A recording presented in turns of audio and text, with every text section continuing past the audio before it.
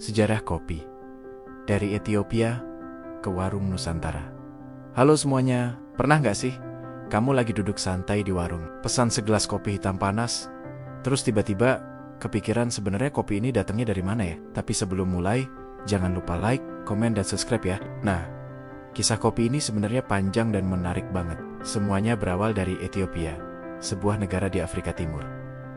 Di sana, ada seorang penggembala kambing bernama Kaldi yang nemuin sesuatu yang unik. Dia heran, karena kambing-kambingnya yang biasanya kalem, tiba-tiba jadi hiperaktif setelah makan buah merah kecil dari pohon tertentu. Penasaran, Kaldi bawa buah itu ke biara terdekat. Awalnya para biarawan malah nolak dan buangnya ke api.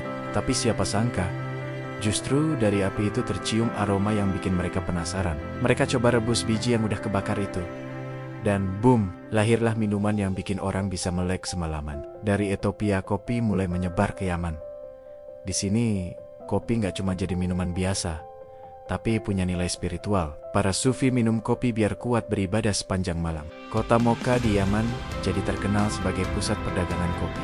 Makanya sampai sekarang nama Mocha masih sering kita dengar. Di Turki, kopi berkembang jadi budaya.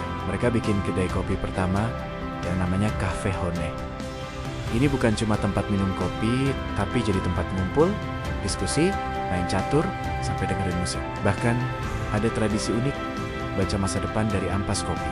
Pas nyampe ke Eropa, awalnya kopi dianggap minuman setan. Tapi setelah Paus Clement ke-8 nyobain dan bilang enak, boom, kopi langsung diterima. Di Inggris, kedai kopi jadi tempat diskusi orang-orang pintar. Di Prancis, malah jadi markas para revolusioner.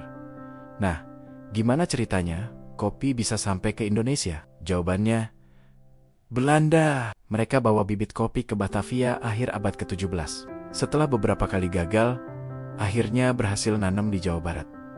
Dari sinilah lahir istilah Java Coffee yang terkenal sampai sekarang. Meskipun awalnya lewat sistem tanam paksa yang bikin rakyat menderita, kopi Indonesia akhirnya jadi terkenal dunia. Dari kayu Aceh sampai Flores, kopi kita punya cita rasa yang unik dan diakui dunia. Sekarang, warung kopi ada di mana-mana. Dari warkop, pinggir jalan, sampai cafe hits, kopi jadi bagian dari keseharian kita. Keren ya? Dari cerita kambing yang gak bisa tidur di Ethiopia, sampai jadi minuman yang nyatuin orang di seluruh dunia. Nah, gimana?